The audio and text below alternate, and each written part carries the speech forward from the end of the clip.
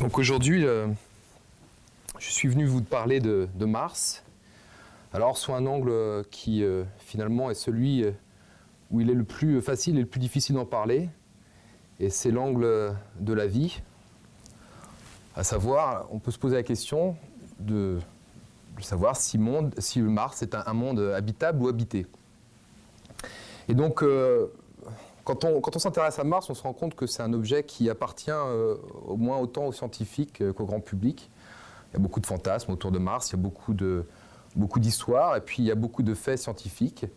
Et finalement, à un moment donné, je pense qu'il est important d'amener cette connaissance qu'on a développée à propos de cette planète depuis les dernières décennies, pour comprendre qu'effectivement, on est passé d'un stade où Mars était un objet un petit peu chimérique, faisait l'objet de tout un tas de fantasmes, et qu'aujourd'hui, on a une réalité scientifique qui est à la fois très dure parce qu'elle tente à remettre en cause ce dont on avait pu rêver d'elle, en tout cas la manière dont on l'avait appréhendée à un certain moment, mais aussi est porteuse d'espoir, dans ce sens où il reste clairement des étapes à franchir et des aspects à explorer, à savoir que Mars, finalement, c'est encore un monde qui est porteur de mystère.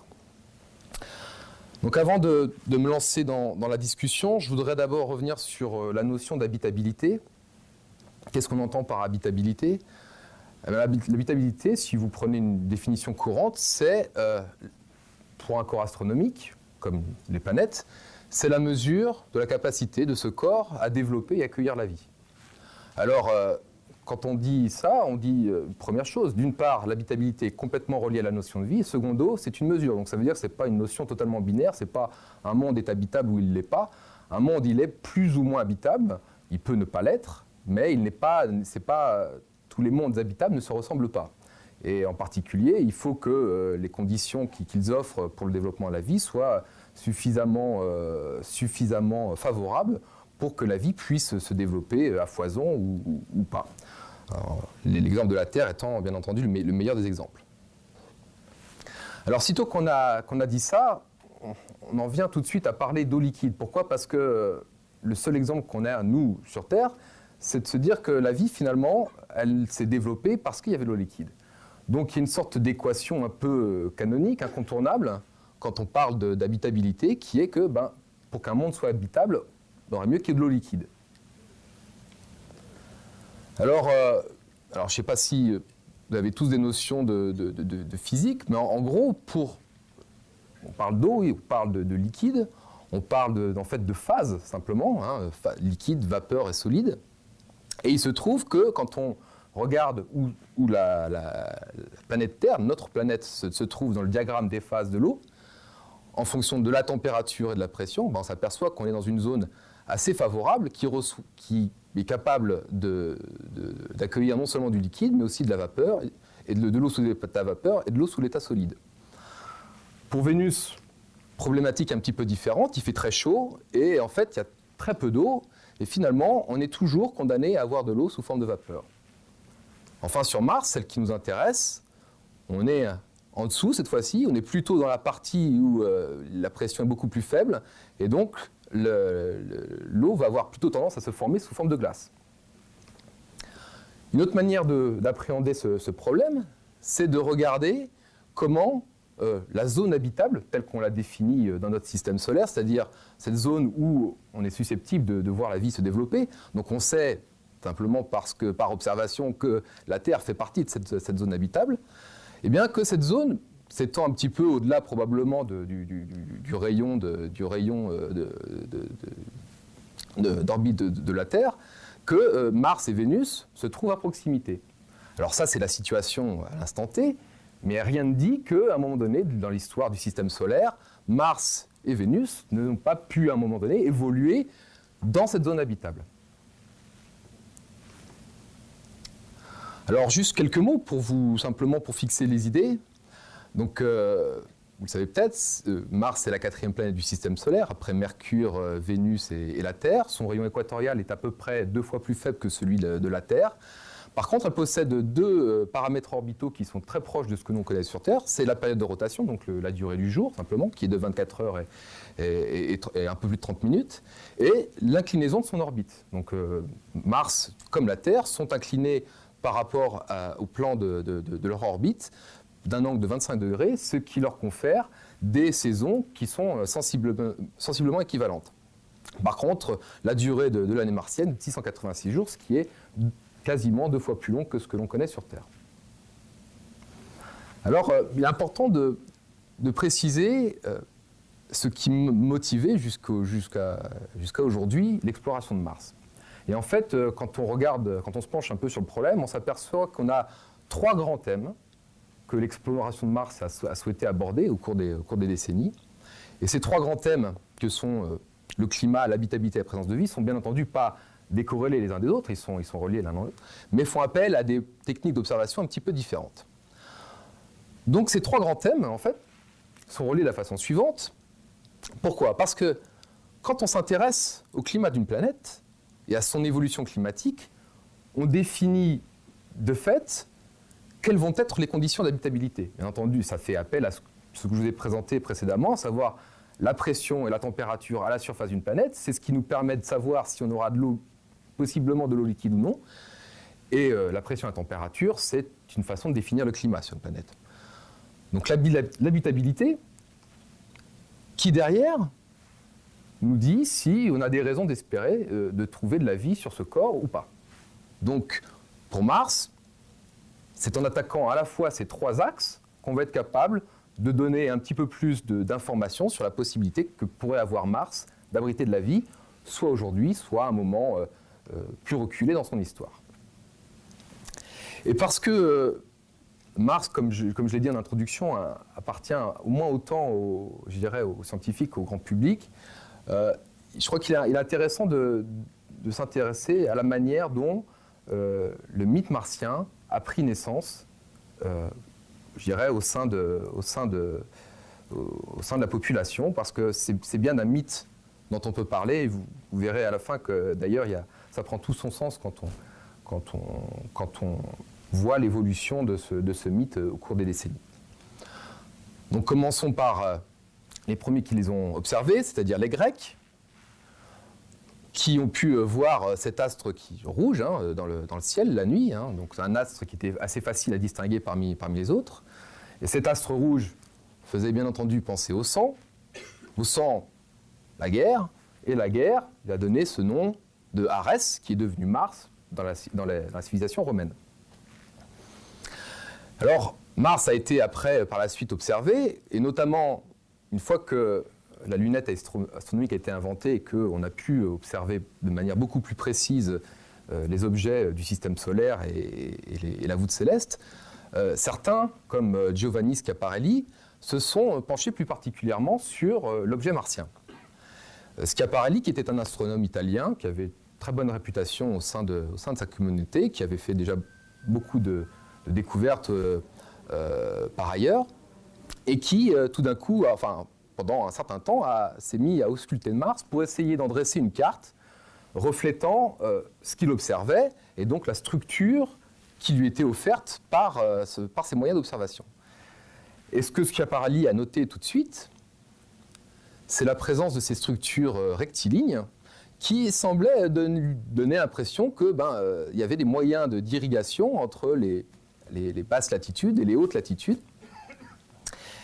Ces structures, il leur a donné le nom de canali. Et Schiaparelli, à l'époque, n'avait pas postulé sur l'origine de ces canali. C'est-à-dire qu'il n'avait pas dit c'est sans doute des canaux qui ont été creusés par les extraterrestres.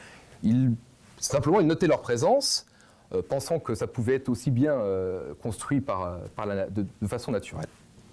Et en fait, les astronomes plus ardents dans leurs hypothèses, comme Camille Flammarion, qui était un grand astronome français, mais aussi un grand vulgarisateur, donc il y avait une audience très forte auprès du grand public, a repris les travaux de Schiaparelli, et on a déduit, lui, que ces canaux étaient sans doute d'origine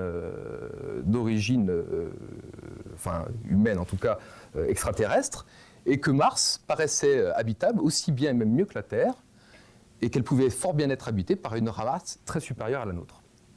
Donc il faut imaginer à l'époque ce qu'un scientifique du calibre de Camille Flammarion pouvait avoir comme impact lorsqu'il assénait ce genre d'hypothèse au sein de la population. Donc il faut se repasser dans le contexte. À la fin du 19e siècle, on a des scientifiques très sérieux à ce moment-là qui croient que Mars est habité par des extraterrestres. Hypothèse reprise par Percival Lowell, autre astronome de renom qui travaillait de façon un petit peu isolée aux États-Unis et qui lui aussi a un petit peu, en copiant ce qu'avait fait Schiaparelli précédemment, avait pu dresser des cartographies de ces fameux canaux là, qui semblaient avoir été creusés par une intelligence extraterrestre. Alors il n'en fallait pas plus pour que derrière on ait romanciers, réalisateurs, s'inspirent de ce que les scientifiques avaient pu proposer comme idée pour installer dans l'imaginaire populaire l'idée de martiens qui seraient prêts à venir nous envahir à la première occasion. Alors c'est en fait une chimère qui n'a pas vraiment duré, au sens où à partir des années 60, les grandes puissances se lancent dans l'exploration spatiale, et notamment les États-Unis, qui envoient la première sonde Mariner 4, qui s'approche de Mars. Et quand cette sonde s'approche de Mars, elle en effectue les premiers relevés photographiques et renvoie des photos de ce genre, avec des surfaces extrêmement cratérisées. Et quand les scientifiques voient ces photos, ils se disent finalement, c'est pas très différent d'un paysage lunaire. Et contrairement à toutes leurs prévisions, donc on était encore dans une idée où Mars pouvait vraiment être un endroit où la vie pouvait s'être développée. Avec Mariner 4, ils venaient de découvrir en fait une planète qui semblait très peu propice à la vie. Alors ça n'a pas empêché l'exploration spatiale de continuer, ça n'a pas empêché surtout de continuer à s'intéresser à Mars. Et plusieurs missions se sont succédées. Alors les Russes, de leur côté, ont tenté d'envoyer beaucoup de sondes sans succès. Et à la fin des années 70, la mission Viking est décidée et envoyée par les Américains, avec un de ses grands défenseurs, un de ses grands instigateurs, Carl Sagan, qui était un planétologue, probablement un des plus célèbres planétologues de l'époque. Alors Viking, c'est sans doute la mission la plus ambitieuse qui ait jamais été conçue pour Mars et qui ait jamais été envoyée donc vers Mars. Elle est composée de 2 atterrisseurs, comme celui-ci, et de 2 satellites. Et l'objectif principal de cette mission, c'est d'effectuer les premiers relevés exobiologiques. Alors qu'est-ce que j'entends par exobiologique ? L'exobiologie, en fait, c'est une discipline qui est assez récente et qui est censée s'intéresser au développement de la vie sur d'autres mondes que le nôtre. Alors il y a quelques esprits chagrins qui vous diront que l'exobiologie, c'est une science sans objet, puisqu'on n'a pas encore découvert de vie ailleurs que dans notre monde. Néanmoins, Viking était équipé de plusieurs instruments, notamment d'un bras robotique. Et ce bras était chargé de collecter des échantillons à la surface, échantillons d'irégolithes martiens, donc un sol qui est un petit peu poudreux, on va dire, comme sur la Lune, de ramener les échantillons sur la sonde et de distribuer ces échantillons sur 4 instruments différents. Et ces 4 instruments étaient censés faire une détection éventuelle de vie, ou en tout cas d'essayer de voir si dans la composition de ces échantillons, il était possible de mettre en évidence des constituants un petit peu complexes, préalables à la constitution de vie. Et alors ces 4 instruments font leurs mesures, renvoient les mesures à la Terre, sont analysés par les scientifiques qui déduisent que, à partir de ça, a priori, on n'a pas détecté ni de matière organique, donc constituant principal de la matière vivante, ou de matière vivante tout court, en tout cas d'activité du vivant. Encore que, l'une des 4 expériences sur un événement isolé semble montrer un dégazage un petit peu particulier qui, en tout cas par les scientifiques responsables de l'époque, semble indiquer qu'on a effectivement affaire à une activité biologique. Et alors, il y a un débat qui s'est installé au sein de la communauté, qui a fini par, alors je dirais, les gens qui doutaient ont fini par l'emporter. Le consensus aujourd'hui est qu'effectivement, Viking n'a sans doute pas détecté de la vie. Néanmoins, à l'époque, ce débat a laissé pas mal de traces. et a fait pas mal de déçus aussi. Parce que finalement, des gens comme Carl Sagan, pour qui le but suprême était d'aller chercher de la vie ailleurs que sur la Terre, c'était finalement l'expérience viking n'était pas suffisante et il remettait en cause le principe même des instruments qui avaient été utilisés pour détecter la vie. Il faut bien s'imaginer qu'à l'époque, c'était la première fois qu'on concevait des instruments qui étaient censés détecter de la vie. Détecter de la vie, c'était une notion qui ne semblait pas utile, nous, dans notre monde, mais quand on va sur un monde extérieur, eh bien entendu, il faut être capable d'établir un consensus scientifique sur la meilleure manière de mettre en évidence que de la vie est bien présente. Et ce n'est pas chose facile, et Carl Sagan, lui, pensait qu'on s'y était mal pris et qu'il valait peut-être mieux utiliser des projecteurs, attendre que la nuit tombe et voir si des petites bêtes pouvaient sortir qui auraient attendu la nuit pour se nourrir. Donc, petites bêtes qu'il appelait macrobes. Alors bon, derrière cette hypothèse farfelue se cache quand même un grand scientifique. Et là où Carl Sagan apporte quelque chose, c'est que finalement, dans la fantaisie, il y a peut-être une part de vérité, et il y a en tout cas l'envie de mettre les scientifiques au défi et de leur faire sortir les arguments qui vont montrer qu'effectivement, soit on a détecté la vie, soit on n'a pas détecté. Alors, après la mission Viking, s'écoule plus d'une décennie sans mission vers Mars. Et au cours des années 90, une annonce par des scientifiques de la NASA fait un grand fracas au sein de l'actualité. Ces scientifiques qui avaient en fait ramené une météorite qui était tombée en Antarctique, l'analyse et mettent en évidence sur la surface de celle-ci la présence de structures très particulières, semble-t-il de nanobactéries et même de matières organiques complexes, qui semblent indiquer que ces structures ont été amenées avec la météorite. Et il se trouvait que cette météorite, bien entendu, venait de Mars. Donc là encore, on était certains étaient à peu près certains qu'on venait de mettre en évidence le fait que Mars, à un moment donné dans son histoire, avant que cette météorite ne soit arrachée de la surface de Mars, et que Mars ait abrité de la vie et qu'elle l'ait ramenée sur Terre.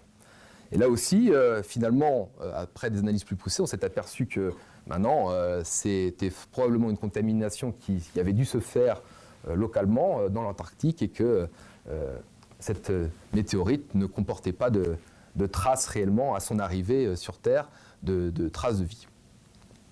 Et donc, si on voulait résumer un petit peu ces décennies d'observation et d'analyse, on pourrait paraphraser ce qu'un journaliste du Monde a écrit récemment en disant que finalement, plus on envoie de stations d'observation sur Mars, plus on a de photos, plus on collecte de mesures et qu'on fait d'analyses, et moins on se met à rêver de martiens. Ce que disait Paul Valéry s'applique parfaitement dans ce cas, et qui est que ce qui périt par un peu plus de précision est un mythe. Et c'était bien le cas de Mars, en tout cas dans l'imaginaire collectif. Alors, il y a des raisons à cela. C'est que Mars, finalement, quand on l'étudie sous un angle un peu plus, je dirais, un peu moins passionné et un petit peu plus tourné vers la caractérisation de son environnement, on s'aperçoit que c'est un monde parfaitement inhospitalier pour la vie. Alors, son atmosphère est composée à 95% de dioxyde de carbone. Mais surtout, sa pression en surface, comme je vous l'ai montré un petit peu plus tôt, n'est que de 6 millibars, c'est-à-dire 200 fois moins que ce qu'on trouve sur Terre. Et donc vous avez ici un profil de température qui est exprimé en Kelvin, donc il faudrait en fait soustraire 273 degrés pour arriver au degré Celsius. Et donc ces profils de température ont été obtenus par des sondes qui sont descendues à la surface de Mars et qui montrent un profil où effectivement il semble faire très très froid ici, typiquement moins 100 degrés. Et la température à la surface, c'est de moins 50 degrés Celsius, mais ça varie très fortement selon l'endroit et selon les saisons. Et vous pouvez avoir, comme ce que l'on voit ici, au niveau des pôles, formation de ce qu'on appelle une calotte saisonnière, c'est-à-dire un manteau de glace qui est issu de la condensation du constituant majoritaire, c'est-à-dire du CO2. C'est un phénomène qui est relativement unique dans le système solaire, où l'atmosphère elle-même se met à condenser au pôle simplement parce qu'il fait froid. Et cet effet-là permet de thermostater la surface à près de moins 140 degrés Celsius. Donc on voit ceci en gros plan. Alors, L'autre point, c'est qu'il y a très peu d'eau sur Mars, seulement alors on appelle ça des micromètres précipitables. Qu'est-ce que c'est? C'est finalement, si on faisait condenser toute l'eau qui se trouve dans l'atmosphère, on formerait une petite couche de quelques dizaines de millionièmes de mètres, et bien entendu, qui font que l'atmosphère de Mars est extrêmement aride. Cependant, il faut noter qu'on a de l'eau en grande quantité dans un certain nombre de réservoirs, notamment des réservoirs qui sont localisés au pôle. Vous avez un très bel exemple, une photo qui a été prise. Alors, ces couches marron sont en fait de la glace, hein, elles ont simplement reçu un apport de poussière qui l'a rendu un petit peu rouge, mais tout ce que vous voyez ici, c'est une sorte de gigantesque calotte glacée d'eau. Et si on se mettait à faire fondre cette calotte glacée, on serait capable de recouvrir la surface de Mars avec plusieurs mètres d'eau. Donc, en valeur absolue, c'est pas négligeable. On trouve aussi dans l'atmosphère des particules en suspension, alors typiquement des poussières qu'on pourrait assimiler aux poussières désertiques terrestres, et des nuages de glace, alors d'eau ou de CO2. Donc vous avez un très bel exemple aussi où on s'aperçoit ici de la formation de nuages qui viennent s'enrouler autour du mont Olympe, qui est le plus grand volcan du système solaire, et qui culmine à près de 20 km d'altitude. Alors, si vous étiez un explorateur de Mars, vous vous réveilleriez le matin en ayant ce type de paysage. Alors, c'est pas très folichon, il faut bien l'avouer, hein, mais grosso modo, Mars, ça n'est jamais qu'un grand désert. En été, donc on peut imaginer ce type de photographie. Et puis en hiver, on a une petite couche de givre qui peut venir se déposer, simplement parce que la vapeur d'eau se met à condenser quand ce n'est pas le CO2 dans les hautes latitudes.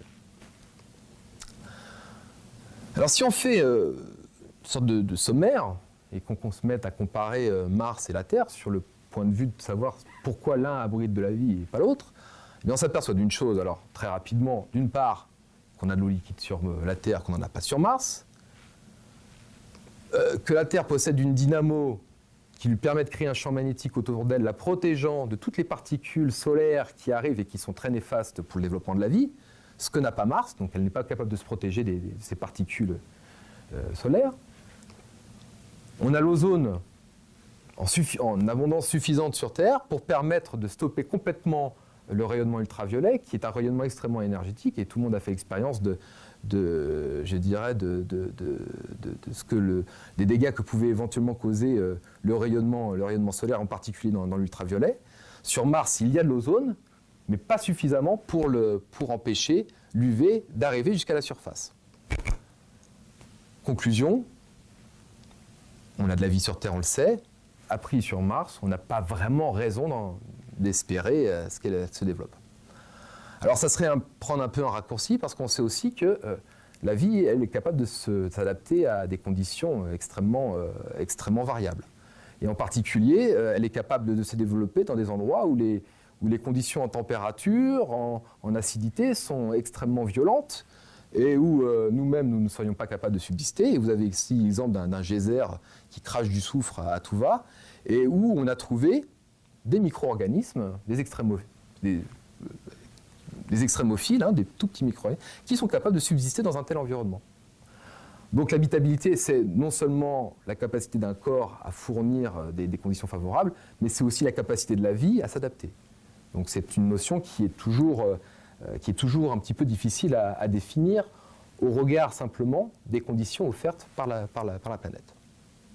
Bon, on s'aperçoit néanmoins que Mars n'est pas actuellement un endroit où la vie semble avoir envie de se développer. Et finalement, le meilleur moyen de trouver des conditions plus favorables pour la vie, c'est de remonter le temps. Alors comment fait-on ça ? D'une part, on se dit que Mars et la Terre ont été créés il y a plusieurs milliards d'années, et que peut-être, à l'origine, elles avaient un passé relativement semblable, mais que par la suite, leurs chemins d'évolution ont peut-être divergé. Et notamment, ces chemins d'évolution ont peut-être divergé après que la vie soit apparue sur les deux planètes. Alors on pourrait imaginer que Mars, qui est aujourd'hui ce corps rouge que l'on voit la nuit parfois, a pu être un jour un corps aussi bleu que ne l'est la Terre aujourd'hui, recouvert d'océans, et donc un corps qui a peut-être abrité de la vie en son sein. Alors, pour pouvoir remonter l'histoire de Mars, il faut être capable d'analyser ce qu'elle nous offre. Et il y a plusieurs disciplines qui s'attellent à l'analyse de l'historique de Mars. Deux, essentiellement, la géologie, où on s'intéresse à l'environnement martien, la forme des choses, la forme de la surface, et la minéralogie. Donc je vais traiter les deux séparément. Donc quand on regarde le globe martien actuellement, on s'aperçoit qu'on a une croûte ici. Donc là on voit en fait un relevé topographique qui a été effectué dans les années 90 et qui met bien en évidence toute la présence de tous ces cratères d'impact qui ont été créés au début de l'historique martien, au moment où le système solaire finissait de se former et où des astéroïdes se promenaient un peu partout dans le système solaire et venaient impacter des corps de la taille de Mars. Et donc on s'aperçoit d'une chose, c'est que finalement Mars a conservé l'essentiel de ses caractéristiques de surface qui datent de plusieurs milliards d'années. Ce n'est pas le cas pour Vénus et ce n'est pas le cas pour la Terre. Donc c'est un phénomène qui est très spécifique à Mars, qui a réussi à conserver, inscrite dans sa surface, son historique. Et c'est bien entendu dans ces zones-là, dans l'hémisphère sud, où on voit ces zones très cratérisées, que les photos de Mariner 4 ont été prises initialement. On s'aperçoit cependant que dans l'hémisphère nord, les choses ont l'air un petit peu différentes. Et donc c'est bien cette croûte très ancienne qui a permis de préserver les structures qui ont été acquises tout au long de son histoire. Donc là, vous reconnaîtrez ici ce fameux plateau de Tharsis qui abrite trois très grands volcans, les trois Arsia, Ascreus et Pavonis, ainsi que le mont Olympe qui est ici. Donc c'est des structures, des édifices géologiques qui représentent plusieurs kilomètres de haut, voire plus de 20 pour Olympus.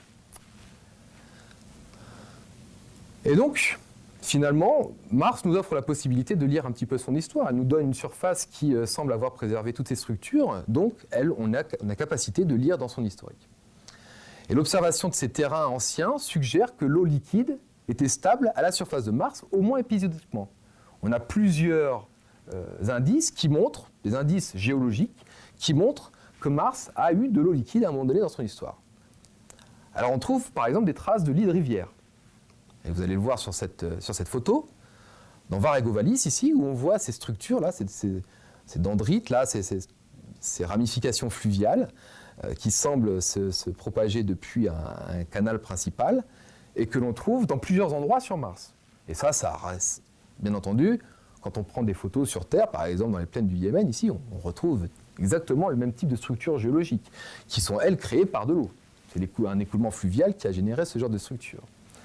Et quand les géologues font l'inventaire de ce type de structure, alors non seulement des écoulements de ce genre, mais aussi des bassins, des anciens qui attestent de la présence de lacs, eh bien on s'aperçoit qu'une bonne partie de l'hémisphère sud est constellée de ces preuves géologiques de l'existence d'eau liquide à la surface de Mars. On s'aperçoit aussi, en faisant l'analyse de ces terrains martiens, que très tôt dans l'histoire de Mars, le taux d'érosion à la surface a été très élevé. Alors simplement, quand on regarde ce genre de photos, on s'aperçoit que les contours un petit peu de la surface ont été adoucis, probablement par un agent d'érosion qui a permis de supprimer, d'adoucir un petit peu ces contours. Et on est capable de dater le moment où cette érosion a eu lieu, et on s'aperçoit que très tôt dans l'histoire de Mars, eh bien, cette érosion, probablement de l'eau liquide, a eu cours et a généré ces signatures géologiques très particulières. On trouve aussi des sédiments lacustres, aussi des photos qui sont assez impressionnantes. Donc on voit des photos prises depuis l'orbite de Mars, et on voit ces édifices sédimentaires avec des couches qui se superposent et qui sont en fait des sédiments qui ont été créés dans un environnement liquide, très stable, a priori. Autre exemple, on trouve des rives d'anciens lacs, là. Alors on s'aperçoit des différences de niveau qui sont bien marquées ici, et qui semblent attester que l'eau a ici été restée suffisamment longtemps pour signer de sa présence des rivages qui ont eu différents niveaux au cours du temps. Alors peut-être que Mars, finalement, dans son histoire, a été beaucoup plus hospitalière qu'elle ne l'est aujourd'hui, et que eh bien, de l'eau liquide était présente dans de multiples endroits. Et qui dit eau liquide dit éventuellement vie. Alors l'autre manière de s'intéresser à l'histoire de Mars, je vous ai parlé d'indices géologiques, c'est d'utiliser ce que l'on appelle la minéralogie, c'est-à-dire l'étude en composition des roches de Mars. Et c'est quelque chose que l'on peut faire grâce aux moyens d'observation modernes, et notamment en regardant la lumière qui est réfléchie par la surface de Mars. Et cette lumière, quand on la décompose en spectres, on est capable de répertorier des signatures très particulières qui sont créées par la présence de roches. Alors ces roches, en particulier les roches altérées par l'eau, ont des signatures très distinctes qui permettent d'identifier sans ambiguïté la présence sur Mars d'hématites, de sulfates et d'argile. Alors les hématites, ce sont simplement des oxydes de fer qui se forment dans l'eau. Les sulfates, ce sont des sels, comme le gypse par exemple. On connaît les carrières de gypse en France. On sait très bien que, par exemple, ça a été constitué dans un environnement aqueux-liquide. Et puis les argiles. Alors, il est inutile de vous détailler ce qu'on entend par argile. Donc chacune de ces trois roches ne peut être créée que si l'eau liquide a été présente.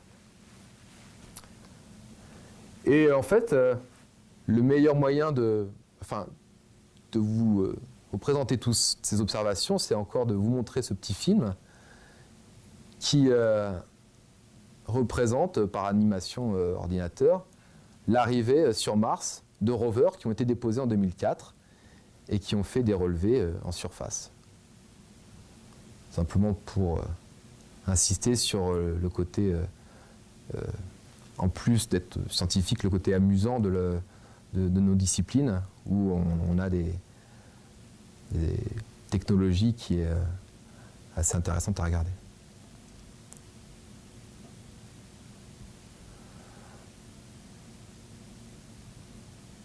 Alors en 2004, il faisait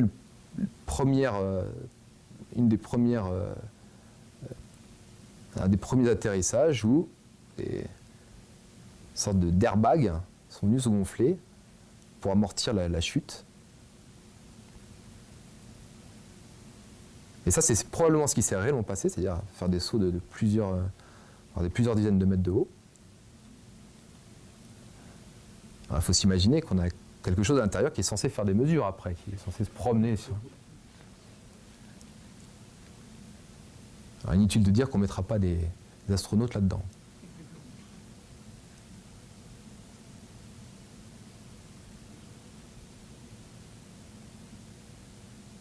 Et voilà, les airbags se vident et le rover sort comme une fleur qui se déploie.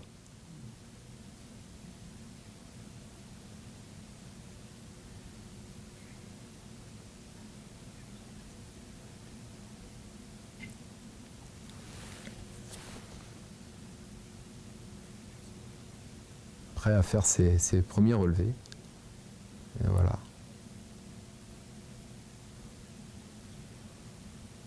Alors je pense que c'est difficile d'imaginer à quelle difficulté, quel degré de complexité les ingénieurs de la NASA ont dû affronter pour arriver à ce que toutes ces séquences d'événements qu'on voit et d'actions se fassent sans problème. Et il n'y a eu absolument aucun problème. Il y a eu 2 rovers envoyés et les 2 ont atterri parfaitement bien, avec un fonctionnement nominal à l'arrivée. Voilà. Donc ces rovers atterrissent à la surface de Mars. Et au stupeur, l'un des 2, Opportunity, bien entendu, regarde ce qu'il a autour de lui et s'aperçoit qu'il est tombé dans un cratère. Et ce cratère, en fait, permet de révéler des couches sédimentaires, des sulfates. Alors, faut s'imaginer que c'est un coup de bol absolument monstrueux parce qu'il n'était pas du tout programmé à ce que le rover atterrisse dans le fond d'un cratère.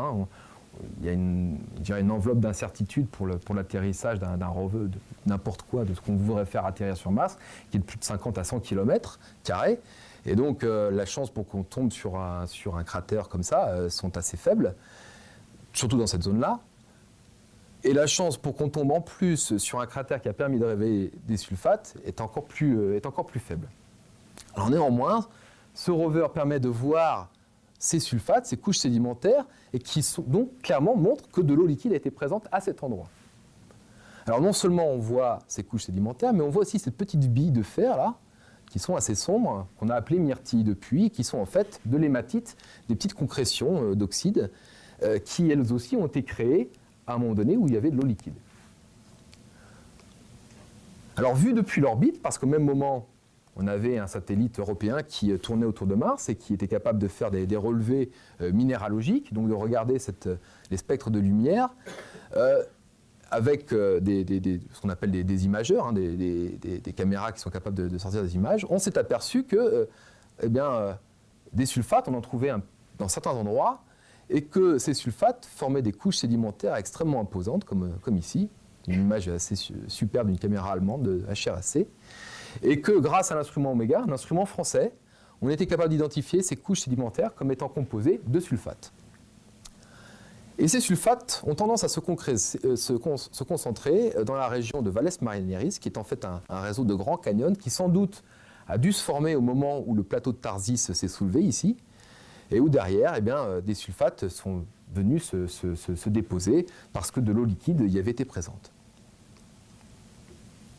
Alors ce qui est intéressant, c'est qu'avec l'instrument Oméga, qui fait donc un instrument français qui est sur Mars Express et qui est en orbite autour de la planète, on est capable d'accéder à une gamme beaucoup plus importante de roches parce qu'on est simplement capable de couvrir toute la planète. Et quand de la roche est présente avec un degré d'altération hydrique, hein, c'est-à-dire quand elle a été altérée par la présence d'eau, Oméga est capable de la localiser tout de suite. Et grâce à cet instrument, on a été capable de voir tous les endroits sur Mars où des roches avaient été hydratées. Sulfate, argile. Et Oméga était capable de produire une des premières cartographies de ce genre. Alors, deux types, hein, comme je vous l'ai dit, les sulfates hydratés et les argiles déshydratées. Alors, on parle de sulfate, on parle d'argile. En fait, on parle de deux choses qui sont quand même bien différentes, qui ont au moins un point commun, qui est l'eau, mais qui, en termes de processus de formation, sont fortement dissociées. Alors les argiles, on les trouve dans beaucoup plus d'endroits que les sulfates. Les sulfates, c'est toujours très localisé, alors que les argiles, on les trouve dans pas mal d'endroits. Et pour leur formation, cela requiert un environnement qui est soit neutre, soit basique, hein, et qui se fasse dans un endroit où l'eau a été stable relativement longtemps. Donc typiquement, vous êtes capable d'obtenir des argiles quand vous faites laisser barboter une roche dans de l'eau un peu tiède pendant très très longtemps. Alors ça nous dit une chose qui est vraiment différente par rapport aux sulfates. Parce que les sulfates, c'est simplement des dépôts de sel qui se forment parce que justement l'eau existe dans un environnement qui est extrêmement acide. Donc c'est un environnement qui est vraiment différent de l'environnement dans lequel se forment les argiles. Et semble-t-il, les argiles ont dû être formées avant qu'il y ait une activité volcanique majeure sur Mars, avant que ces volcans dégazent des quantités absolument gigantesques de soufre, d'acide dans l'atmosphère, qui viennent ensuite se diluer dans l'eau et où finalement les sulfates peuvent être formés. Donc les argiles datent à un moment différent dans l'histoire de Mars par rapport aux sulfates. Alors vous avez une photo ici, une image montrant des dépôts argileux qui sont en bleu là, hein, simplement c'est pour la coloration pour retrouver la composition. Hein. En fait, quand on regarde ces images-là dans le spectre visible, on n'a pas de différence aussi flagrante. Vous voyez ici, sur une photo de la surface, on s'aperçoit que les dépôts argileux sont des dépôts un petit peu plus clairs, un petit peu plus blancs. Donc, il existe un endroit en fait sur Mars où on a à la fois des évidences géologiques d'écoulement et aussi des évidences minéralogiques. Et en particulier la région de Mors Vallis, qui n'est pas très très loin de Valles Marineris, où l'on sait que de l'eau s'est écoulée, hein, parce que la géomorphologie, en tout cas la surface, a gardé les structures d'un écoulement d'eau, d'un écoulement fluvial. Et on s'aperçoit que les dépôts d'argile dans cette région ne sont pas localisés essentiellement dans les endroits où on pourrait les attendre. Quand on regarde ce type de structure, on se dit pourquoi est-ce que finalement, si l'eau s'est écoulée là, c'est ici qu'on devrait découvrir l'argile. Eh bien, ce n'est pas dans ces endroits-là. On trouve l'argile plutôt éparpillée tout autour. Et vraisemblablement, la manière dont on peut l'interpréter, c'est que ces argiles tracent une époque différente de ces écoulements et qu'ils ont été formés avant avant ces écoulements très violents, très brutaux, qui eux n'ont pas dû rester très longtemps à la surface de Mars. Et les argiles ont eux été créées à une époque, probablement vers la fin des premières de l'ère martienne, au tout début de la jeunesse martienne, à la fin du bombardement primordial, quand le système solaire avait été bombardé la planète de multiples astéroïdes. Et ce bombardement, probablement, est contemporain de l'époque où les argiles ont été formées. Donc on a deux moments différents pour avoir de l'eau sur Mars. Premier moment, l'époque, la jeunesse, les phyllosilicates, les argiles, d'accord. Un peu plus tard, les sulfates, et puis après, des oxydes de fer qui, eux, qui sont d'un type différent par rapport à ceux que je vous ai présentés, qui sont un minéral d'un petit peu différent. Mais les deux endroits où on peut dater la présence de l'eau sur Mars, c'est typiquement dans cette zone-là, c'est-à-dire dans les 2 premiers milliards d'années Donc, comme ces minéraux tracent des aires distinctes, on peut en déduire que l'environnement martien a changé clairement au cours du temps. Et que, sans doute, un changement climatique global a eu lieu, probablement au moment de la transition entre ces deux aires, qui a dû suivre l'arrêt de la dynamo martienne, celle qui permet de créer un champ magnétique, et juste avant, et qui a dû transiter jusqu'au moment où le plateau de Tharsis avec tous ces volcans s'est formé et où des quantités massives de gaz soufré et d'acide ont été éjectées dans l'atmosphère, ce qui derrière a permis probablement de créer ces sulfates qui ont été observés. Néanmoins, on peut se dire que cette période-là, période des argiles, où l'environnement était neutre, basique, où finalement il semble que la vie aurait eu beaucoup plus de facilité à se développer, eh bien cette période-là de l'histoire martienne était la plus prône, la plus favorable pour abriter peut-être de la vie. Alors, l'histoire n'est pas terminée. On espère que dans les années futures, avec les missions qui sont programmées, on va être capable d'aller vraiment à la surface de Mars, dans ces endroits où on a détecté des argiles, pour voir si on a des traces fossiles de vie dans ces endroits où l'argile est restée. Donc en 2011, une mission programmée, et en 2018, un rover extraterrestre. Alors, quand je vous ai dit tout à l'heure que finalement, on n'avait absolument aucune raison de s'attendre à ce que la vie se développe sur Mars, ce serait aller un petit peu vite, parce que récemment, depuis en fait fin 2004, on a détecté quelque chose sur Mars qui semble nous indiquer le contraire. Et alors là, je fais référence à une couverture du Sun qui, il y a quelque temps, a publié en disant « On a trouvé de la vie sur Mars ».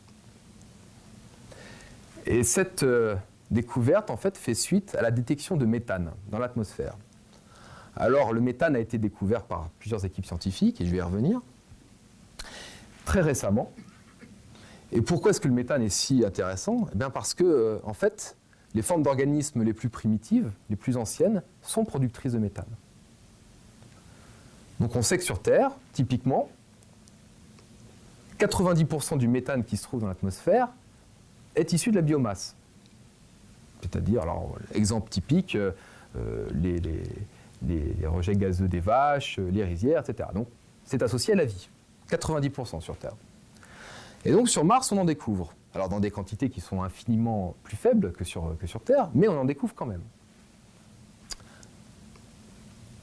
Et en fait, cette détection, dans les années 2000, elle a fait suite à une recherche assez intensive qui a eu lieu, qui a démarré en fait très tôt, il y a plus de 40 ans, où on avait toujours, avec des moyens d'observation assez évolués, on a été capable de chercher ce type de gaz dans l'atmosphère de Mars en utilisant des moyens spectroscopiques, c'est-à-dire qu'on regarde toujours les spectres qui sont envoyés par Mars pour essayer de détecter des signatures très, très particulières. Et en 1969, un communiqué est effectué sur la détection de méthane en grande quantité. Alors, première détection qui a été très vite démentie. Ça n'a pas empêché les chercheurs qui ont suivi de continuer à rechercher le méthane sur Mars. Et en 1972, certains disent que, bon, on n'a pas détecté de méthane, mais au moins on est sûr d'une chose, c'est qu'il ne peut pas y en avoir plus que quelques parties par million. Donc ça veut dire quelques molécules de méthane, tous les millions de molécules de CO2. Fin des années 70, avec la mission Viking, on essaye à la surface de voir si on peut trouver aussi de la matière organique ou du méthane. Pareil, là, pas de détection, à des niveaux toujours très faibles. Et puis, les moyens d'observation se raffinent, et là, on saute carrément d'un ordre de grandeur, et on en déduit à la fin des années 70 que s'il y a du méthane, en tout cas, il ne peut pas y en avoir plus que 20 parties par milliard cette fois-ci. Donc on est dans des zones infiniment faibles.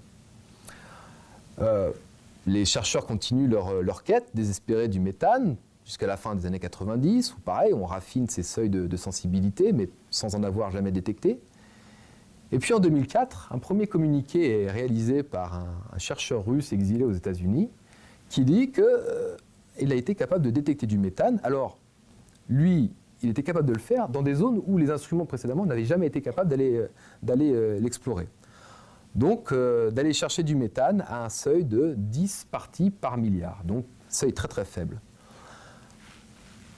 Et alors, l'année 2004, c'est l'année du méthane parce qu'au même moment, une équipe de scientifiques américains, faisant aussi des observations depuis la Terre, dit avoir détecté du méthane, mais dans des proportions beaucoup plus fortes, typiquement 20 fois plus. Et puis parce que jamais 203, une équipe italienne qui possédait un instrument sur le satellite Mars Express annonce aussi avoir détecté ce méthane. Alors la communauté était à ce moment-là un peu en effusion parce que c'était vraiment probablement peut-être l'une des preuves les plus sensibles nous ramenant à la possibilité de vie sur Mars. Le problème, c'est que toutes ces équipes scientifiques ont affaire à des moyens de détection qui sont très évolués, mais qui néanmoins sont quand même à leur limite de possibilité. Alors je ne vais pas m'attarder là-dessus, mais grosso modo, les instruments utilisés sont un peu, je dirais, un peu trop, en tout cas pas assez évolués et pas assez sophistiqués pour amener une détection extrêmement ferme. Et la communauté dans son ensemble n'était pas totalement convaincue de ce qui avait été rapporté par toutes ces équipes. Alors d'autant plus qu'ils s'aperçoivent que ce méthane-là varie beaucoup dans le temps et dans l'espace. Alors là, vous avez en fait les concentrations de méthane en fonction de la latitude à différents moments, et on voit que ce méthane, selon qu'on se trouve dans l'hémisphère sud ou dans l'hémisphère nord, est dans quantité fondamentalement différente. Alors tout le problème autour du méthane, c'est que, alors, si les différentes équipes sont à peu près d'accord sur le fait qu'il y en ait, ils observent tous des variations saisonnières et spatiales qui ne sont absolument pas attendues. Pourquoi ? Parce que le méthane, normalement sur Mars, a une durée de vie très longue qui devrait faire que ce méthane devrait être uniformément mélangé partout. On devrait partout le trouver à la même concentration. Or, ce n'est pas le cas. On trouve des gradients absolument phénoménaux. Donc, conclusion, si on veut que ce méthane reproduise les observations, il faut que sa durée de vie ne soit tout au plus que de 100 jours. Ce qui est des centaines de fois moins que ce qui est compris théoriquement. Alors il y a deux scénarios pour expliquer la présence du méthane sur Mars.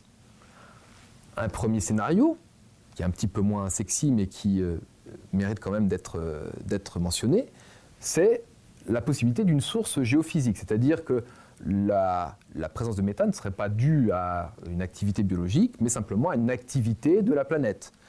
Dans les profondeurs, depuis les couches où se trouve du magma, avec des sources hydrothermales, donc de l'eau chauffée, et qui l'hydratation des roches en profondeur aurait comme produit au final du méthane et des roches qu'on appelle de la serpentine. Alors c'est un phénomène qu'on connaît très bien sur Terre, où au fond des océans, sur les dorsales, on a ce qu'on appelle les fumeurs noirs, là, qui éjectent de la fumée noire, et qui sont en fait issus du processus de serpentinisation. L'autre possibilité, c'est celle qui nous intéresse le plus, la source biologique. Alors comment est-ce qu'on relie le méthane à la vie ? Simplement parce que les bactéries, pour pouvoir puiser de l'énergie, utilisent de l'hydrogène et du dioxyde de carbone et rejettent du méthane. Donc on a un moyen de produire du méthane de cette façon-là, si on a des organismes méthanogènes. Donc ces deux sources, ces deux hypothèses, on aimerait bien pouvoir les différencier. On aimerait bien pouvoir, à partir d'observations qui ont été faites, savoir si on est plutôt dans un cas ou plutôt dans l'autre. Bien entendu, les conséquences ne sont pas les mêmes. Le problème, c'est que les observations nous mettent au défi d'être comprises. Et notamment, on s'aperçoit que pour pouvoir créer ces disparités spatiales et temporelles du méthane, eh bien, il faut non seulement un puits qui est extrêmement rapide, c'est-à-dire une destruction du méthane qui se fasse beaucoup plus vite que ce qu'on pouvait l'estimer auparavant, mais qu'on ait aussi des sources qui soient extrêmement violentes. Alors, finalement, quand on faisait les premiers calculs de détection du méthane, on dit on a 10 parties par milliard sur Mars. Oh, c'est pas grand-chose, ça doit correspondre à quelques milliers de vaches, l'équivalent terrestre. Sauf que si ce méthane est appelé à se renouveler très vite, ça veut dire que les sources sont très, très, très rapides et très intenses. Et là, on ne parle plus de quelques milliers de vaches, mais 600 000 vaches. Donc, on n'est pas tout à fait dans la même gamme de bétail. Donc, on a deux énigmes qui sont liées à l'existence du méthane qu'on aimerait bien lever. On aimerait bien comprendre ces mécanismes. Pourquoi est-ce que le méthane varie, en plus d'exister? Ça ne s'empêche pas des journaux très sérieux de poser la question de savoir, à partir de ces observations, est-ce que Mars est toujours vivante? Et en fait, pour répondre à cette question, on espère que dans les prochaines années, une mission sera envoyée pour faire des observations qui devraient permettre de différencier parmi toutes ces hypothèses, en regardant non seulement le méthane, mais d'autres gaz, d'autres types d'hydrocarbone, et aussi des isotopes. Et quand on est capable de répertorier les isotopes du méthane et les autres hydrocarbones, on est capable de distinguer des familles les unes des autres. Et la famille verte, là, c'est typiquement la famille liée à la vie, alors qu'ici, on a une famille qui est liée à des sources hydrothermales. Voilà. Donc, je voulais terminer par cette histoire du méthane, parce qu'en fait, finalement, on aimerait être plein de certitudes quand il s'agit de parler de Mars, et de certitudes sur ce qu'elle abrite actuellement. Mais on voit bien que, au fur et à mesure que, les progrès technologiques nous permettent d'améliorer nos techniques d'observation, on a de nouvelles énigmes qu'on aimerait lever. Néanmoins, je pense que ce qui est important de retenir, c'est qu'avec Mars, on a une possibilité d'aller explorer un monde où peut-être un jour, si ce n'est pas aujourd'hui, la vie a pu se développer. Et dans notre quête de recherche de vie extraterrestre, parce qu'on a quand même besoin de répondre à cette question de savoir si on est seul dans l'univers, est-ce qu'on est une création isolée, ou est-ce que de la nature, ou est-ce que finalement d'autres mondes abritent d'autres formes de vie. Et Mars est un exemple assez intéressant qui va nous permettre de comprendre comment est-ce que la vie arrive à se former, est-ce qu'elle s'éteint à certains moments, est-ce que... Voilà.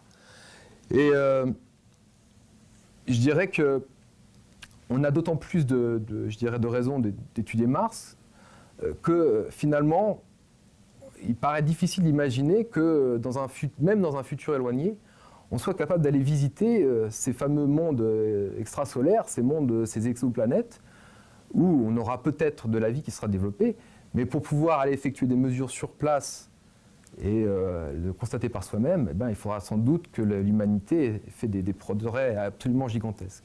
Donc Mars, c'est un premier terrain d'exploration pour l'humanité, pour essayer d'aller trouver ailleurs si on a quelques cousins qui traînent. Et voilà.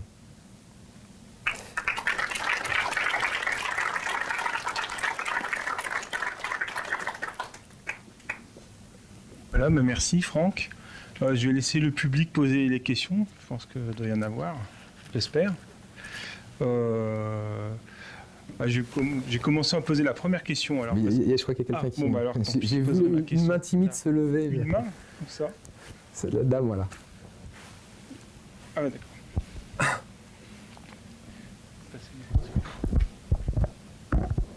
Bonsoir. Bonsoir. Pourquoi ça paraît si improbable qu'on puisse, que la vie puisse se développer sans eau? On paraît si sûr que ça puisse pas se développer sans eau. En fait, c'est une réponse. Je vais plutôt faire une réponse par la négative. c'est qu'on a l'impression qu'elle ne peut pas se développer autrement parce que le seul exemple que l'on a, c'est un développement dans un environnement à queue liquide.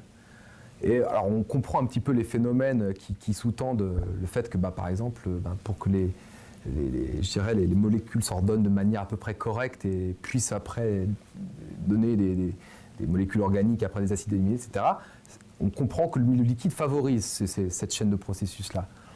Après, j'ai envie de dire qu'on n'a pas de certitude, je dirais, comme beaucoup plus forte que le seul exemple que l'on a collecté, mais et avec la Terre. Donc, c'est une question qui, à mon avis, peut toujours être posée et sur laquelle il n'y a pas de réponse définitive. Il y a on comprend bien, a priori, pas trop mal pourquoi la vie se développe dans l'eau.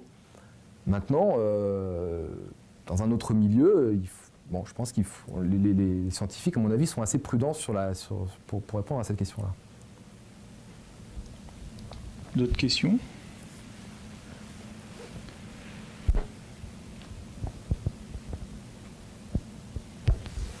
Bonsoir.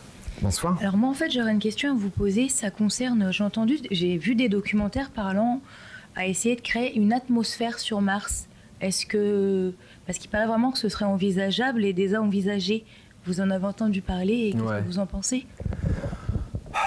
Alors, c'est ce qu'on appelle la terraformation, c'est-à-dire essayer de domestiquer un nouvel environnement pour le rendre habitable aux conditions humaines. Alors, il y a des gens très très sérieux qui ont étudié la question, et des scientifiques assez éminents, que Pascal connaît d'ailleurs, et qui ont proposé, en tout cas ont étudié la possibilité de mettre des gaz à super effet de serre, notamment des composés chlorés, etc., qui permettraient au moins en partie de réchauffer l'atmosphère, en tout cas la surface, et puis éventuellement. Bon, ça reste à mon avis un objectif qui est complètement décorrélé de ce qui motive l'exploration de Mars et qui est d'aller chercher d'éventuelles traces de vie. Ça peut être un but pour l'humanité si un jour on n'a pas d'autre choix que d'aller vivre ailleurs que sur Terre. Mais très franchement, je pense que c'est intéressant de se poser la question intellectuellement. Maintenant, je ne pense pas que l'humanité ait besoin de se consacrer beaucoup à cela, sachant que malgré tout, on aura des difficultés absolument gigantesques pour ne serait-ce que de recréer une atmosphère, parce qu'on n'a que 6 millibars de pression. Donc il faudrait être capable d'injecter 200 fois plus de gaz qu'il n'y en a sur une planète. On imagine les contraintes fortes derrière. Et puis après, il n'y a pas que ça, c'est qu'il faut que cette atmosphère, elle est composée uniquement de CO2, il faudrait l'oxygéner, il faut la rendre compatible avec ce que l'être humain a besoin pour vivre. Donc, alors on peut toujours fantasmer à l'échelle de millénaires, mais je dirais, pour tout avouer, ça ne mobilise pas le quotidien de la communauté au jour d'aujourd'hui. D'autres questions ?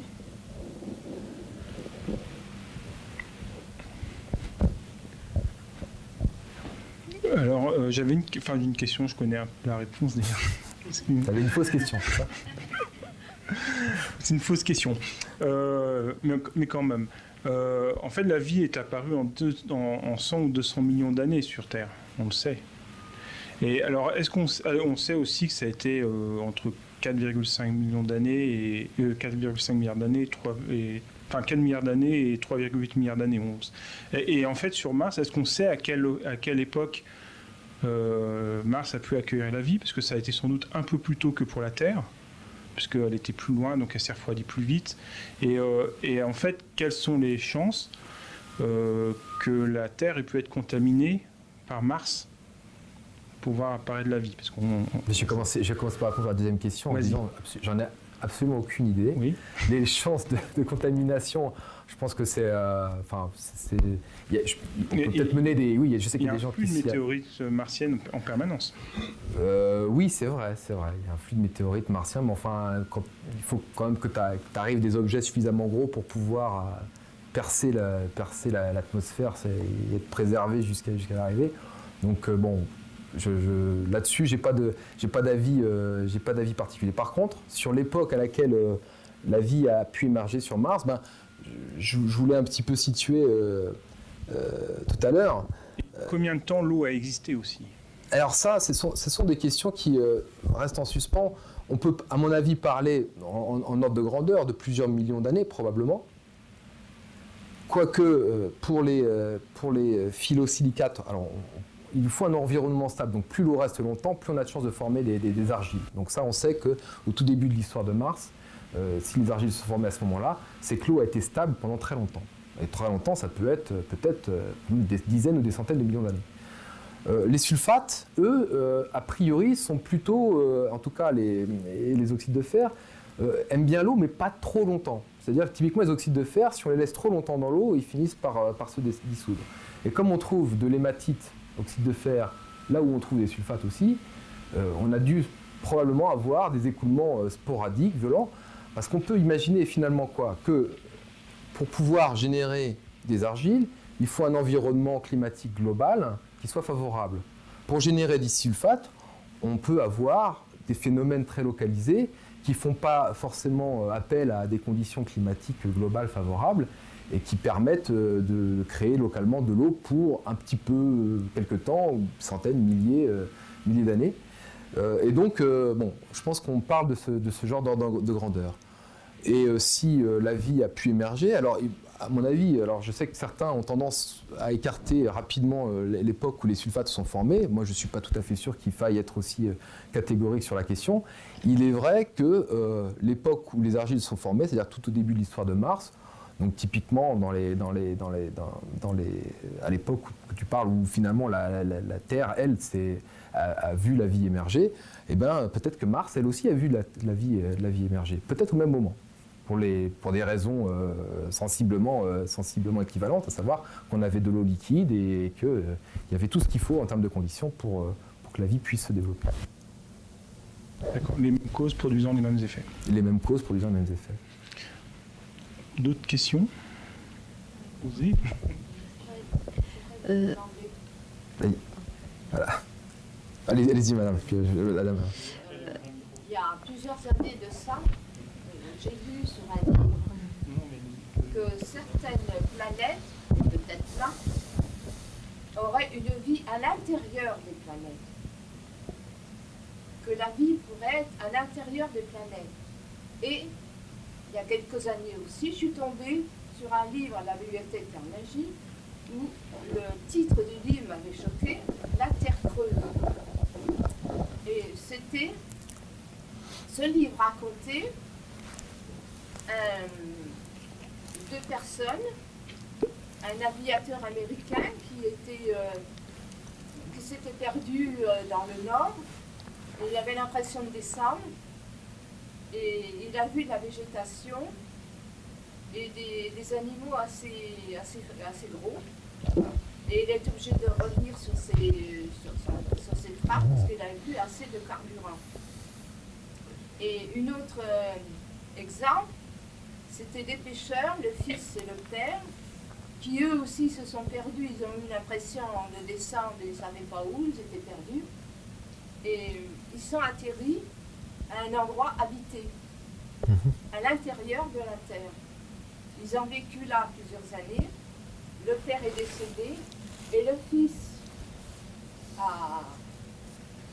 est retourné sur la surface de la terre par le pôle sud. Il était rentré par le pôle nord et descendu par le pôle sud. Voilà. Franck, si c'est un salon voyage, ça. Si tu peux répondre. Est-ce que c'est de l'imagination ou est-ce que ça paraissait être des témoignages? Je vais répondre en deux. Les témoignages valent de temps en temps. Voilà. Beaucoup de gens ont vu des ovnis, beaucoup de gens ont vu. Il faut faire attention. Sans remettre en cause la véracité, il y a une chose qui par exemple, mais qui n'est pas très loin de ce que vous dites. Si aujourd'hui on voit du méthane sur Mars, c'est que probablement, en tout cas on espère, que des bactéries existent. Et ces bactéries, elles existent peut-être plutôt en profondeur, parce qu'il y a très peu de chances pour qu'on les voit en surface. Ce dont vous parlez, vous, c'est ça fait plutôt référence à des mondes engloutis, Voyage au centre de la Terre, Jules Verne, etc. Bon, sans aller jusque-là, on peut par contre imaginer que ce qui se passe sous la surface de Mars est peut-être plus favorable, en tout cas protège dans les premiers centimètres du rayonnement, de l'UV, etc., et offre des conditions plus favorables pour que la vie puisse se développer. Et donc on peut imaginer que peut-être on a peut-être des réservoirs d'eau liquide en profondeur et que dans cette eau liquide, de la vie a pu se développer. On a d'autres exemples. Par exemple, on a des satellites glacés dans le système solaire. C'est des satellites qui tournent autour de planètes, de Jupiter et d'autres de Saturne. Et ces satellites sont recouverts d'une gangue de glace. Et on fait l'hypothèse, et a priori c'est vérifié par mesure, que sous cette couche de glace, on a de l'eau liquide, sur laquelle on peut éventuellement imaginer que peut-être de la vie puisse se développer. Donc, d'un côté, c'est fantaisiste de s'imaginer, je dirais, un pays tropical très enfoui au fin fond des souterrains terrestres, mais imaginer que la vie puisse se développer sous la Terre, enfin sous une surface, oui, ça ne paraît pas du tout... C'est une possibilité. C'est pas impossible, voilà. Bonjour monsieur, je voulais vous demander, est-ce que c'est vrai ce que j'ai déjà vu, lu et entendu concernant Apophis, un gros bolide qui se dirigerait, qui s'est détaché de la Saturne entre Jupiter et Mars et qui se dirige sur la Terre et qui arriverait sur nous en 2039 en frôlant la Terre, un peu comme la comète de Halley en je ne sais plus quelle année c'était. Est-ce que c'est vrai ? Parce que c'est la NASA qui l'a écrit dans si la NASA l'a dit, vous pouvez lui faire confiance. Hein. La NASA dit toujours la vérité, c'est bien connu. D'autres questions?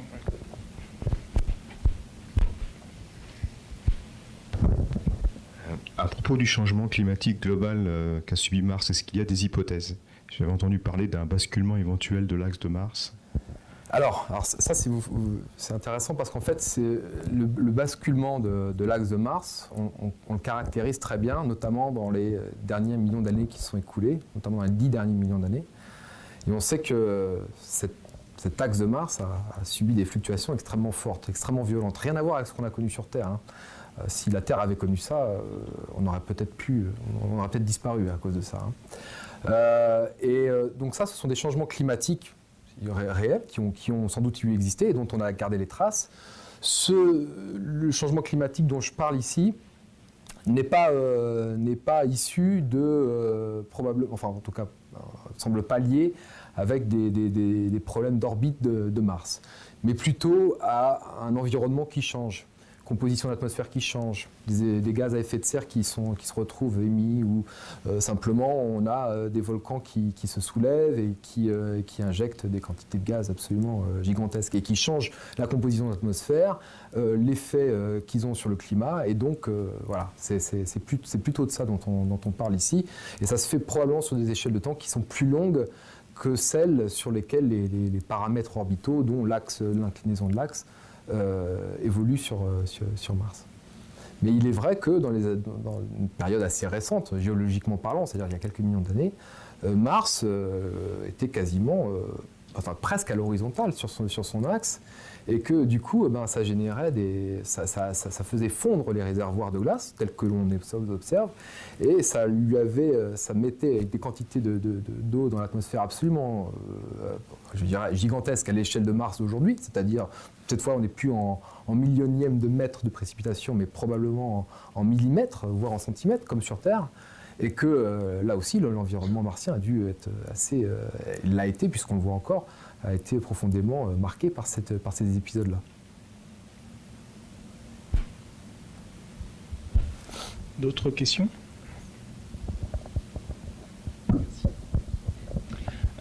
Est-ce qu'on sait si Mars a déjà eu un champ magnétique d'intensité similaire à celle de la Terre? Et si elle en a eu un, vers quelle époque ce champ s'est-il estompé? Eh bien, a priori, donc on pense que oui, on pense que Mars avait aussi un noyau liquide ses débuts, et que ce noyau avait créé un effet dynamo qui avait dû créer un champ magnétique. Donc Mars a dû être protégé très tôt dans son histoire par un champ magnétique. Mais il est possible, comme Mars est un objet qui est très très peu massif, elle n'a pas pu garder beaucoup de chaleur, et donc sa structure interne s'est refroidie, que le noyau s'est probablement solidifié. Alors, on n'est pas tout à fait certain, mais il semble qu'on arriverait à dater cet arrêt de la dynamo, là aussi assez tôt dans l'histoire de Mars, probablement à l'époque ou pas très longtemps après que c'est cette époque où les argiles ont été formées, donc il y a quelques milliards d'années. Alors la question de savoir s'il était aussi fort que le champ magnétique terrestre, c'est difficile de répondre à cette question-là. On peut utiliser néanmoins des modèles qui probablement permettraient de simuler pour voir, pour un objet de cette taille, à quel type de champ magnétique on pourrait s'attendre. Je pense qu'il n'est pas idiot d'hypothéquer, en tout cas de supposer le fait que c'est un champ magnétique qui devait être suffisamment fort, en tout cas pour bien protéger la planète par rapport à ce qu'elle connaît aujourd'hui. Une dernière question peut-être? Quelqu'un se lance? Non? Bon, Ah, Georges. Question, est-ce que tu as entendu quel était le micro, alors. Merci. Est-ce qu'on sait quelle était la composition de l'atmosphère primitive de Mars avant que disparaisse le champ magnétique? Est-ce que c'était comparable à celle de la Terre? Alors, pour la composition quand on travaille sur l'atmosphère primitive de Mars, on suppose qu'on avait du CO2 bien plus. En fait, grosso modo, on a conservé à peu de choses près, et c'est ça qui est assez intéressant avec Mars, c'est qu'on a conservé à peu près la même composition qu'à l'origine. Et il n'y a pas eu de différenciation comme on a pu en connaître sur Terre. Donc dioxyde de carbone, alors pour des planètes comme Mars et la Terre qui sont aussi proches du Soleil, grosso modo, les compositions sont, à l'origine, sont sensiblement les mêmes. Ce qui s'est passé sur Mars, c'est qu'il n'y a pas eu de recyclage particulier, et que le dioxyde de carbone qui était présent initialement en grande quantité, probablement, on pourrait imaginer qu'il y avait des barres, une quantité comparable à ce qu'on a sur Terre aujourd'hui, alors soit a été, soustrait sous l'action de bombardements météoritiques, ou soit a été justement criblé par les particules énergétiques du vent solaire qui l'ont probablement appauvri au fur et à mesure des âges. Une autre question. Je ne sais pas jusqu'à quelle heure on peut rester là. Franck, tu as le temps? Je ne sais pas, je n'ai pas pris mon lit de camp par contre. On a vu sur les photos les canaux. Est-ce que ces canaux est dû à l'érosion due au carbone solide? Alors les canaux, les fameux canalides Schiaparelli que j'ai présentés. Alors les canaux, ou alors de quels canaux parle-t-on ici? Les photos? Les photos. Donc les photos, ce sont, c'est a priori des structures fluviatiles. C'est de ça dont vous parlez, j'imagine. Ouais. Ce sont des structures fluviatiles qui, a priori, ont été provoquées par des écoulements d'eau sporadiques et très, a priori, violents. Voilà, donc pas de lien. Alors, en fait, certains font des analyses pour voir si des liquides autres que l'eau auraient pu créer ce genre de réseau. Bon, en fait, là aussi, il est vrai qu'on n'a pas vraiment de preuves absolues que ces canaux ont bien été créés par de l'eau liquide. On se sert de l'expérience que l'on a sur Terre pour en supposer que ça a bien été le cas. Néanmoins, il y a plusieurs éléments qui nous permettent aujourd'hui d'être à peu près certains que c'est bien de l'eau liquide qu'il a créé, pas de carbone. Alors on pourrait éventuellement imaginer du dioxyde de carbone liquide ou des choses comme ça, mais les conditions semblent plutôt prévaloir pour que ce soit de l'eau liquide qui ait créé ces structures. Et concernant l'atmosphère de Mars, est-ce qu'elle perd sa composition comme la Terre? Est-ce qu'elle quoi? Elle perd sa composition atmosphérique. elle perd en densité. Oui, c'est cela. Ouais, alors oui, de façon un peu continue d'ailleurs, parce qu'il n'y a rien qui la protège. Et le fait qu'elle n'ait pas de champ magnétique en particulier, ça l'empêche de se protéger contre les particules du vent solaire qui viennent cribler. Et d'autre part, les molécules, les atomes ont tendance à aussi s'échapper de leur atmosphère. Et en particulier sur Mars, où la gravité est beaucoup plus faible, puisque c'est un corps qui est beaucoup plus petit que la Terre, la gravité est moins capable de retenir notamment l'hydrogène. Et ça participe au fait que l'atmosphère, au cours des temps, s'appauvrit significativement. Et peut-être que c'en est à l'origine du fait qu'aujourd'hui, on n'est que 6 millibars de pression sur Mars, qui est finalement très peu, c'est une atmosphère très ténue, à comparer avec probablement des bars dans sa prime jeunesse.